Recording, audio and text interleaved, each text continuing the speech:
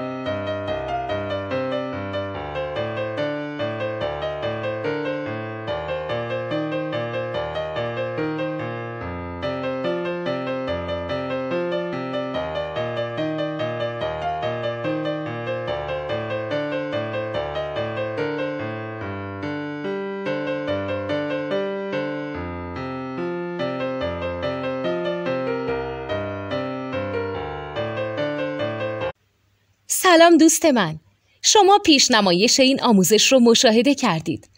برای دیدن آموزش به صورت کامل میتونید به وبسایت نوت 2 که مرجع آموزش موسیقی هست مراجعه کنید.